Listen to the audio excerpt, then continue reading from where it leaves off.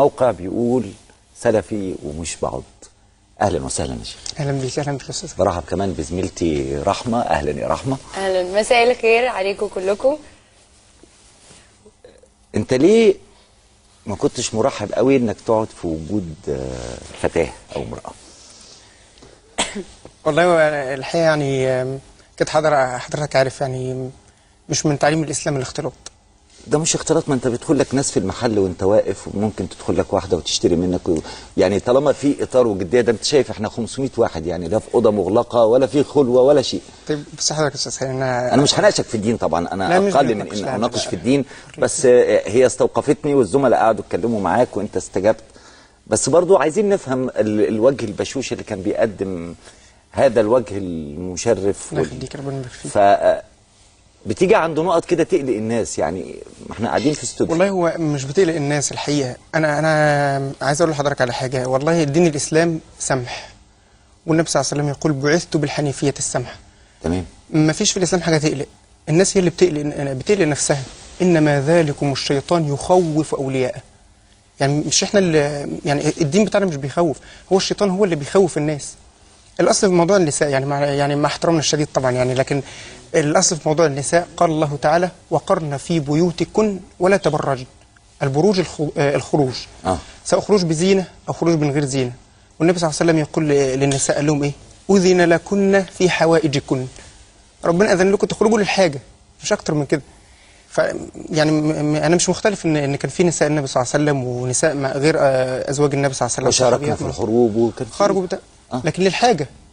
لكن انا هسال سؤال، بعد فتح مكه كان في نساء كانوا بيخرجوا مع النبي في الحروب؟ من ادراك ان انا اسف يا رحمه يعني من ادراك ان رحمه ما فيش حاجه للعمل ايا كانت المبررات تقدير الحاجه هنا.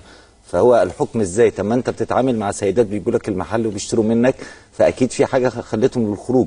هل انت من الذين يرفضون تماما خروج المراه الى العمل او ان تشارك في الحياه او ان تخرج الى الطريق العام؟ الموضوع مش كده يعني، الموضوع مش معقد للدرجه يعني. لكن طيب. يعني حضرتك شفت في التقرير لما كان جاي يعني كان في ست جارتنا دي يعني كان ولو مش جارتكم داخله تشتري هتقول لا مش هجعلك؟ لا مش موضوع انها جاره او غير جاره، هو المبدا واحد. لما يكون في امراه المفروض ايه حد التعامل معها؟ حد التعامل ما يجيبش فتنه، ما يجيبش وراها مشاكل، ما يجيبش الاصل زي ما قلت لحضرتك ان الست تقعد في بيتها ما تخرجش الا لحاجتها. لو طيب. حصل كده المجتمع هيكون امن. طيب هذا فكرك ولك هذا. اتفضل يا رحمة. طب ايه رايك لو مصر بقت فعلا دوله مدنيه، هل هتعرف تتاقلم؟ والله معلش برضو يعني في بعض الاصطلاحات بتكون موجوده في المجتمع مطاطه. يعني بعض الناس يعني انا متاسف طبعا يعني انا ما اقصدش اسمي ناس، يعني ممكن تلاقي واحد مثلا شيخ معين انا مش هقول هو مين يطلع مثلا الفضائيات ويقول احنا عاوزين الدوله تبقى دوله مدنيه. الدوله المدنيه دي شتمه؟ لا ما هو انا ده عايز ارجع للنقطه اللي عايز اقول لحضرتك عليها، الكلمه المطاطه. ايوه مطاطه يعني انت هتيجي تشد من يمه وده يشد من يمه وده يشد مش هتعرف تمسك الكلمه يعني. من تلاقي واحد يقول الدوله المدنيه ده معناها ان الناس تكون متعايشه فيها جميعا، ان الدوله تشمل الجميع مسلم ونصراني ويهودي احنا اختلفنا معك، احنا ما حدش في الدنيا. اذا فهو مش مصطلح يعني، مش الاختلاف حول المصطلح. مش هيكون مصطلح، الاختلاف حول فهم المصطلح. انت ما ينفعش تقول لي دوله مدنيه وانت تقصد بيها حاجه، واحد تاني يقول لك لا دوله مدنيه احنا مش بنطالب بوجود دوله مدنيه. انا ما بطالبش بوجود دوله مدنيه لكن على الفهم اللي انا فاهمه. طيب بطالب بوجود دوله مدنيه على الفهم اللي واحد تاني فاهمه. لازم طيب. نكون دقيقين في المعاني. انا عايز اسالك سؤال، انت بتشوف افكار بتطلع من بعض الذين يقولون اننا ننتمي الى السلفيه او التيار السلفي، ما بتتصدمش معاه او احيانا بتشعر ان في بعض الغلاء المتشددين في افكارهم؟ كتير طبعا كتير، وللاسف هم اللي وصلوا الاسلام في اعين الناس للمرحله اللي احنا فيها للاسف. هل في تيارات مختلفه في السلفيه؟ يعني في تيار متشدد وتيار وسطي وتيار مرن؟ والله انا عايز اقول لحضرتك على حاجه، او متساهل. كل تشدد وراه تفريط، يعني كل افراط هتلاقي وراه تفريط، وكل تشدد هتلاقي معاه تسيب. ده فطره الله التي فطر الناس عليها. انا لو جيت تشددت في شيء اكيد هفرط في حاجه تانية اللي هو عكسها بقى يعني. ده شيء واضح. في التيارات السلفيه في كتير تيارات سلفيه، ممكن ده يقول انا سلفي وانا مختلف معاه جمله وتفصيلا، ويقول انا سلفي وانا كمان بقول انا سلفي.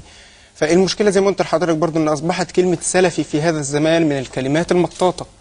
سلفي ده معلش نرجع بالمعنى اللغوي بتاع كلمه سلفي. سلفي يعني انت راجل متبع للسلف، انت ماشي على منهاج السلف.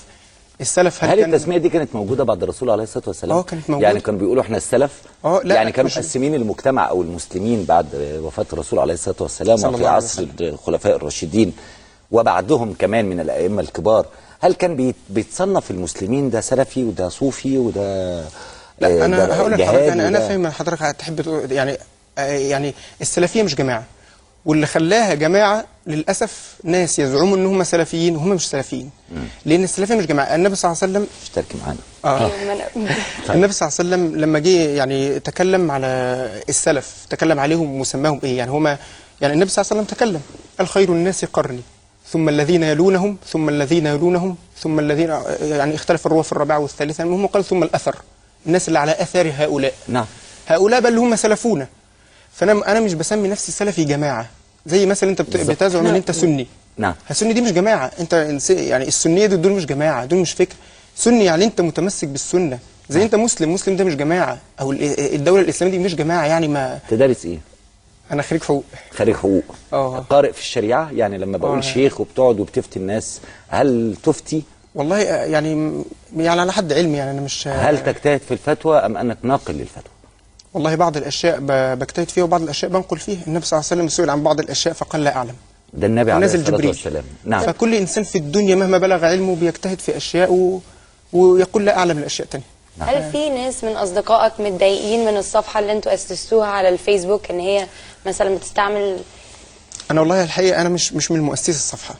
انا دخلت على الصفحه وشفت الفكره، الكلام اللي هو الاخ اللي هو كان كاتبه يعني على الصفحه وبتاعنا، احنا سلفيين مش بنعض الناس، مش عارف بنقطع ودان، مش عارف الحاجات اللي كان كاتبها هي بصراحه حاجات ظريفه يعني.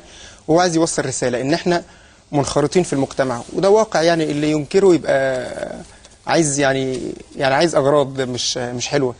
لكن الحاجه اللي انا عايز اقولها للناس اللي هي بتزعم انها سلفيين، ان السلفيه يا اخوانا مش جماعه.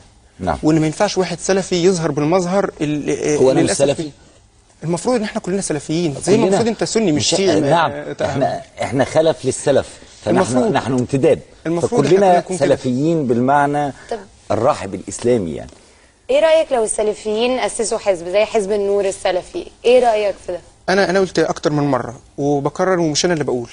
النبي صلى الله عليه وسلم يقول قال كل حلف في الجاهليه فاوفوا به، فلم يزده الإسلام إلا شدة ولا حزب في الإسلام. أي واحد بينشئ حزب أنت مخالف لمنهج السلف، مخالف للنبي. معلش أنا آسف يعني. واحد يقول حزب الإخوان المسلمين، حزب السلفيين، مش عارف الإيه، حزب النور، حزب الفضيل، أي واحد أنشأ حزب أنت مخالف لمنهج السلف. ما تقولش أنا سلفي. النبي قال لا حزب في الإسلام.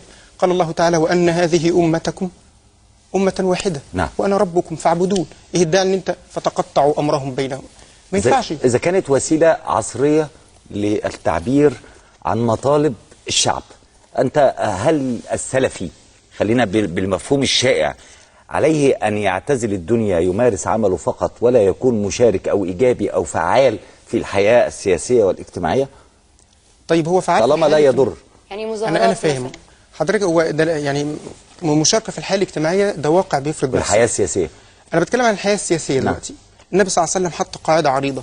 للأسف كثير من الناس اللي بيزعموا ان هم سلفيين وبيمثلوا السلفية في أعين كثير من الناس للأسف يعني خرجوا عنها. اللي هي القاعدة اللي النبي صلى الله عليه وسلم حطها، قال إيه؟ قال إن لا نولي هذا الأمر، يعني الإمارة، إن لا نولي هذا الأمر أحدا طلبه أو حرص عليه. نعم.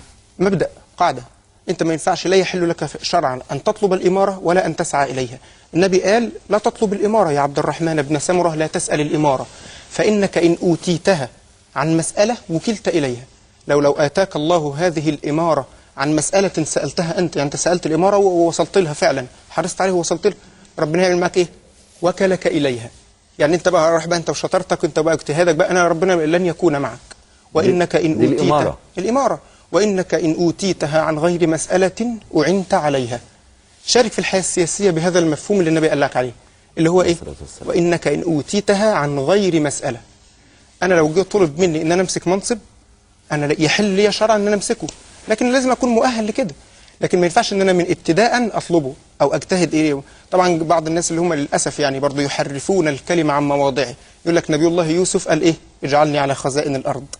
يعني الناس يعني نعم. دايما اهل البدع في كل زمان وكان بيشوهوا سمعه الدين وصوره الدين وبيفسروا طب هو جعلني على خزائن الارض ده قالها امتى؟ لما هو اللي قال له ائتوني به، يعني هو قال لك هاتوه بتاع وانا عايز يملكه منصب، فهو شايف ان هو مؤهل للمنصب ده، فقال له خلاص اختارني، بس هو ما طلبهاش ابتداء، لان في ناس يعني للاسف يعني طب مؤسسة الازهر بالنسبة لك ايه؟ والله مؤسسة الازهر دي مش هقدر اقول عليها حزب، لان هي مش هينفع ان احنا نسميها حزب، او الواقع بتاعها مش حزب. يعني رئيس الازهر ولا الجامعه ولا هم مش متفقين على افكار معينه ولا مبادئ معينه تخرج عن قواعد المسلمين، وان كان للاسف دخل في الازهر افكار خاطئه، لكن دي كأي مؤسسة الدولة عملها. تقييم هذا مش هقدر اقبل الكلمة عن الازهر طبعا. تمام. في اخطاء كأي مؤسسة وهي اصبحت طبعا. مؤسسة كبيرة. من الذي يستطيع ان يحكم او يقول هل انت مخترق للازهر داخل فيه عارف تفاصيله، ولا شيوخك هم اللي بيقولوا كده؟ بص يا استاذ، انا عايز اقول لحضرتك على شيء. اولا انا الازهر انا مش بقول ان هو جماعه، دي مؤسسه زي اي مؤسسه في الدوله، زي مؤسسه اجتماعيه او صحيه. إسلامية. لا، هي مؤسسة إسلامية عريقة بقالها أكثر من 1000 عام، لها تأثير وامتداد، هي حمت الإسلام وملمح من ملامح مصر. تمام. دي جامعه كانت المفروض في الاساس جامعه علميه. نعم. دلوقتي اصبحت تشرف على اشياء كتير المفروض الدوله هي اللي بتشرف عليها، فادخلوا فيها اعمال سياسيه وادخلوا لا، فيها ما فيهاش أعمال سياسية. بس الشيخ محمد حسان دلوقتي بيتعامل مع الازهر. احنا مش ما حدش بيقول في الدنيا ان انا في ناس بتيجي تستفتيني تقول لي مش عارف انا قلت لزوجتي مش عارف ايه عليا الطلاق ده انت هتعمل، اقول له ايه؟ اقول له روح استفتي في الازهر. نعم. مش انا مش بقول ان الازهر دوله او مؤسسه، اقصد مثلا مؤسسه فاشله او هي مؤسسه مش، انا مش بنكر ان الازهر ده ليه دور وان ليه حاجه عريقه لكن انا بقول ان زي اي فساد اخترق كثير من المؤسسات اللي موجوده في الدوله برضه اخترقوا. ما حضرتك مش هنقدر ننسى يعني ان في الشيخ ازهر فلان الفلاني كان بيفتي والناس بتهاجمه والناس كانت عايزه تضرب، يعني ان في شيخ ازهر كان بيروح يستنى الرئيس المخلوع ده ولا كان بيقف يستناه تحت، فين كرامه العلماء؟ فين؟ مش هينفع ان انا يعني ده فكر الشيخ عصام. يعني احنا قدمنا نموذج لفكر بشوش، وقد نختلف معه في اشياء ونتفق معه في اشياء. في ناس من الذين ينتمون الى الفكر السلفي هيبقوا مختلفين معه، وفي ناس هتبقى متفقه معاه قوي. انا بشكرك جدا. الله يخليك. نورتنا. اهلا بيك. الله يخليك. ربنا يخليك. بشكرك يا رحمه. شكرا. مبسوطه انك قعدت مع سلفي. مبهورة. بس انا قعدت معاهم كتير في الميدان، بس هم ما كانوش بيحبوا لما البنات تتكلم كتير، يعني كانوا مبسوطين ان احنا موجودين بس. ولا قليل. بس ما نتكلمش. ولا ايه؟ ولا قليل.